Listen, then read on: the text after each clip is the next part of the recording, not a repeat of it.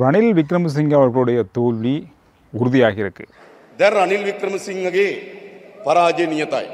சஜித் பிரேமதாசவை பற்றி கதைச்சி பிரயோசனமே இல்லை. අර සජිත් ප්‍රේමදාස ගැන නම් කියලා වැඩක් නැහැ. මොතෙන්ට ගියත් නිකන් දෙනවා. இந்த மாதிரி அன்ருகுமார திசாநாயக் அவர்கள் தன்னுடைய பிரச்சார மேடையில் 2 இடங்களில் சொல்லியிருக்காரு. அது ஏன் சொன்னார், எப்போ சொன்னார், என்ன விஷயத்துக்காக சொல்லியிருக்காரு அப்படின்றத இந்த வீடியோவில் பார்க்குறேன். அதே நேரத்தில் வாக்காளர் அட்டைகள் விநியோகிக்கின்ற நடவடிக்கை கிட்டத்தட்ட 51% நெருங்கியிருக்குன்னு சொல்கிறாங்க. இந்த 51% முடிவடைஞ்சிருக்கு. இன்னும் 49% இருக்குது அப்படின்னு சொல்லும்போது இந்த 14ஆம் தேதி வரைக்கும் இந்த வாக்காளர் அட்டைகள் வீடு வீடாக விநியோகிக்கப்படுகிறது. தேர்தல் திணைக்களம் இதனை அறிவிச்சிருக்காங்க. அதோடு மட்டும் இல்லாமல் இந்த முறை 1,71,00,000க்கும் அதிகமான வாக்காளர்கள் வாக்கு அளிக்கிறதுக்கு தகுதி பெற்றிருக்காங்க. கிட்டத்தட்ட 64 லட்சம் வீடுகளுக்கு இந்த வாக்காளர் அட்டைகள் விநியோகிக்கப்படுது. வீடு வீடாக சென்று 64 லட்சம் வீடுகளுக்கு. எனவே வருகின்ற 14ஆம் தேதியும் ஒரு விசேட தினமாக அறிவிக்கப்பட்டிருக்கிறது. காரணம்னு சொன்னால் வீட்டில் அந்த நாளில் விடுமுறை நாளண்டபடியாக நீங்கள் அந்த நாட்களில் வீடுகளில் இருந்து உங்களுடைய வாக்காளர் அட்டைகளை பெற்றுக்கொள்ளுங்க. அதுக்கும் தவறுனீங்களாக இருந்தால் 18ஆம் தேதி அல்லது 21ஆம் தேதி வாக்களிக்கும் தினத்தன்று கூட நீங்கள் வாக்குச்சாவடிக்கு சென்று உங்களுடைய அடையாளங்களை உறுதிப்படுத்தி உங்களுடைய வாக்குச்சீட்டுகள் அங்கே இருந்தால் அதை நீங்கள் பெற்றுக்கொண்டு வாக்களிக்கலாம் அப்படின்ற மாதிரியும் சொல்லப்பட்டிருக்கு. எனவே இந்த விஷயங்கள் இன்றைய நாளிலையும் பார்க்கக்கூடியதாக இருந்த முக்கியமான விஷயமாக பார்க்கப்படுது. ரணில் விக்ரமசிங்கே அவர்கள் பல மேடைகளில் இப்பொழுது அன்ருகுமாரை பற்றியும் சஜித் பிரேமதாசை பற்றியும் பேசுகின்ற அந்த கருத்துக்கள் பயங்கரமாக இருக்குது. சமூக வலைதளங்கள் எங்கே பார்த்தாலும் அந்த பேச்சுக்கள் அதிகமாக இருக்குது. அவருக்கு இவர் பதில் சொல்கிறது, இவருக்கு அவர் பதில் சொல்கிறது, இந்த மாதிரி அதிகளவான பேச்சுக்கள் தொடர்ச்சியாக இருந்து வருது.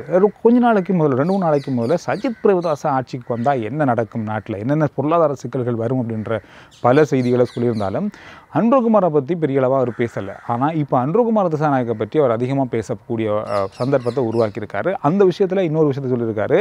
அன்ருகுமார திசாநாயக்க ஆட்சிக்கு வந்தால் ஜேவிபியினுடைய ஆட்சி இலங்கையில் வருமாக இருந்தால் பெரிய அளவான இழப்புகள் ஏற்படும். பொருளாதாரத்தில் கிட்டத்தட்ட 4 ட்ரில்லியன் ரூபாக்கள் உடனடியாக விளக்கப்படும் என்ற மாதிரி சொல்லியிருக்காரு. அது ஏன் அப்படி சொல்லியிருக்காரு அப்படின்னு சொன்னால் அன்ருகுமார திசாநாயக்கனுடைய தேர்தல் விஞ்ஞாபனத்தில் அடுத்த ஆண்டு அரச மொத்த செலவினமாக கிட்டத்தட்ட 8.9 ட்ரில்லியன் ரூபாக்கள் அப்படின்னு சொல்லி அவங்க சொல்லியிருக்காங்க. ஆனால் அவங்க வரி குறைப்பு இந்த மாதிரி பல விஷயங்கள் குறைக்கணும்னு சொல்லியிருக்காங்க.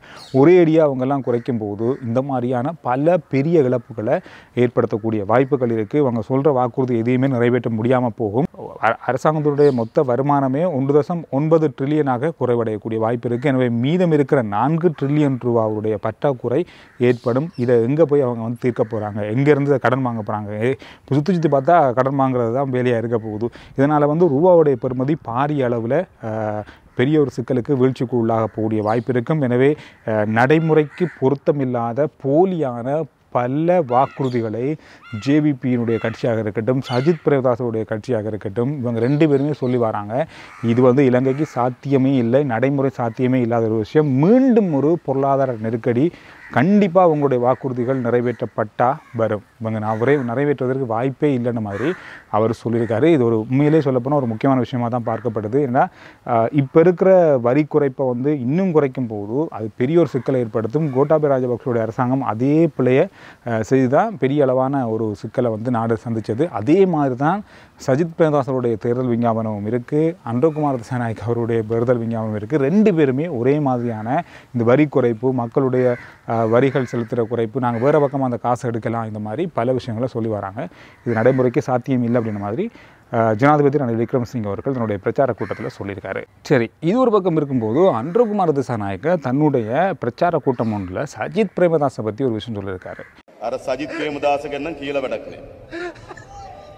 මොතෙන්ට ගියත් නිකන් දෙනවා.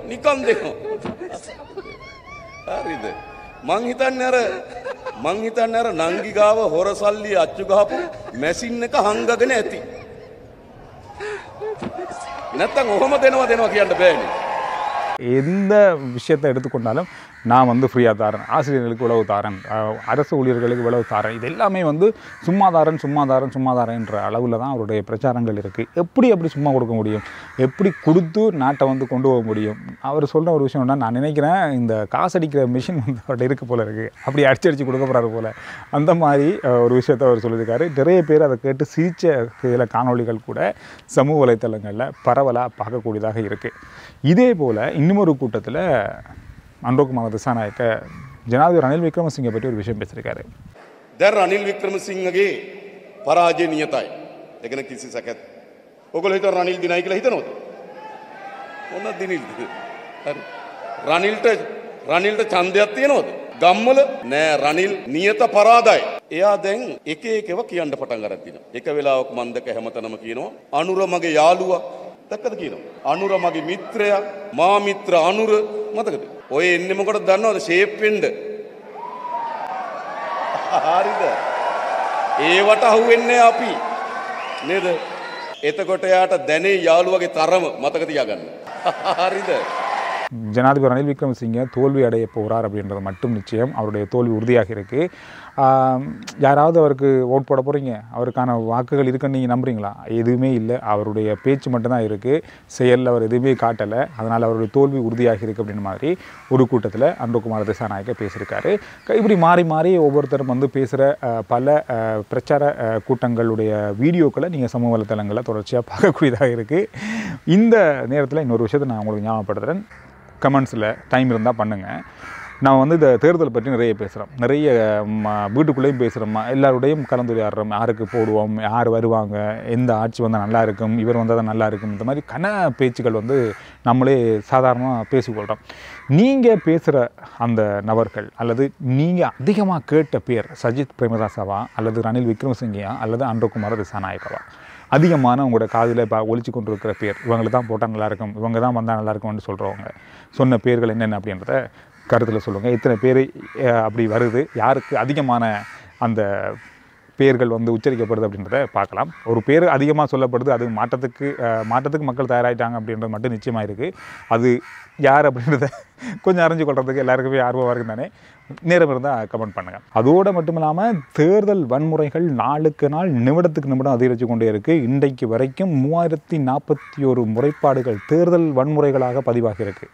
இதுவும் கொஞ்சம் அதிகமான ஒரு தொகையாகவே பார்க்கப்படுது. தோட்ட தொழிலாளர்களுடைய சம்பள உயர்வு 1700 ரூபா அப்படின்றது எல்லா அரசியல்வாதிகளுடைய மலையக அரசியல்வாதிகளுடைய வாக்குறுதிகளாக இருந்தது. ஆனால் அதை அவங்களால இன்றைய நாளில் நிறைவேற்ற முடியாமல் போயிருக்கு. உங்களுக்கு என்ன தெரியும்? உங்களுக்கு ஏசி காரில் போகிறதும் சுற்றுனா கடையில் உட்காந்துக்கிட்டு சுற்றுறதும் உங்களுக்கு ஒரு அந்த மாதிரி கஷ்டமெல்லாம் ஒன்றுமே புரியாது. உங்கள் மனைவி பிள்ளைகளோட வந்து கொஞ்சம் தேயிலை காட்டில் கொஞ்சம் நின்று பாருங்கள், எப்படி அட்டை கடிக்குது, பாம்பு கடி எப்படி, கொடவி கொத்துது எப்படி, சிறுத்தை எப்படி இருக்குது. இன்றைய தினம் நடைபெற்ற வேதன நிர்ணய சபையில் அந்த தொகை 1700 ரூபா இல்லை 1350 ரூபா அப்படின்ற மாதிரி நிர்ணயிக்கப்பட்டிருக்கிறது. 1350 ரூபா என்ற தொகைக்கு இலங்கை தொழிலாளர் காங்கிரஸ் மற்றும் இலங்கை தேசிய தோட்ட தொழிலாளர் சங்கம் ஆகிய பிரதான தொழிற்சங்கங்கள் இதற்கு வந்து இணக்கம் தெரிவித்திருப்பதாகவும் சொல்லப்பட்டிருக்கு. அது 1350 ரூபா தான் சம்பளமாக வழங்கப்பட போகுது. அதுக்கான வர்த்தமானி நாளை வெளியிடப்படலாம்னு சொல்லப்பட்டிருக்கிறது. அந்த 350 ரூபாய்க்கான அந்த அனுமதி வழங்கப்படலை. எல்லாருமே சொன்னாங்க 1700 ரூபா கட்டாயம் நாங்கள் வாங்கி தரோம், கட்டாயம் நடக்கும்னு சொன்னாங்க. அது நடக்காமல் போயிருக்கு. ஆனால் ஒரு சில தோட்ட நிறுவனங்கள் கொடுக்குறாங்கன்னு சொல்லப்படுது. அது எந்த தோட்ட நிறுவனங்கள்னு சொல்லி இது வரைக்கும் எனக்கு தெரிஞ்ச அளவில் பேர்கள் இல்லை. சொல்லப்படுது கொடுக்குறாங்கன்னு தான், ஆனால் கொடுக்குறாங்களா இல்லையான்னு தெரியலை. அப்படி கொடுத்தாங்கன்னு சொன்னால் அதையும் நீங்கள் முடிஞ்சால் கமெண்ட்ஸில் சொல்லுங்கள். இந்த 1700 ரூபா கொடுப்போம்னு சொன்ன அந்த வாக்குறுதியெல்லாம் எங்கே போயிடுச்சு? இதே மாதிரி தான் தேர்தலில் சொல்லப்படுகின்ற வாக்குறுதிகளும் எங்கே போகும், எப்படி மாயமாக மறையும் அப்படின்றது தேர்தலுக்கு பிறகுதான் தெரியும். மலையக மக்கள் சம்பந்தமா நாளைக்கு ஒரு நல்ல செய்தி கிடைக்க போகுது. மலையக மக்களுக்கு நாளைக்கு உங்களோட சம்பளம் உறுதியாக போகுது. இந்த விஷயத்தை நான் இங்க பெருமையோட சொல்றேன். இந்த சம்பளம் உறுதியானதுக்கு முக்கியமான ஒரு காரணம் இலங்கை தொழிலாளர் காங்கிரஸும் ஜனாதிபதி ரணில் விக்ரமசிங்க அவர்கள் மட்டும்தானே தவிர வேற எந்த கும்பலும் கிடையாது. அடுத்த வீடியோவில் சந்திக்கலாம். RG Santhoor reports YouTube channel, Facebook page ரெண்டையும் ஃபாலோ பண்ணுங்கள். அது மட்டும் இல்லாமல் வாட்ஸ்அப் குரூப் இருக்குது, அதோடைய லிங்க்கும் டிஸ்கிரிப்ஷனில் இருக்குது. ஃபாலோ பண்ணுங்கள். உடனுக்குடனான செய்திகளை கூட வாட்ஸ்அப் மூலமாக அறிஞ்சு கொள்ளலாம்.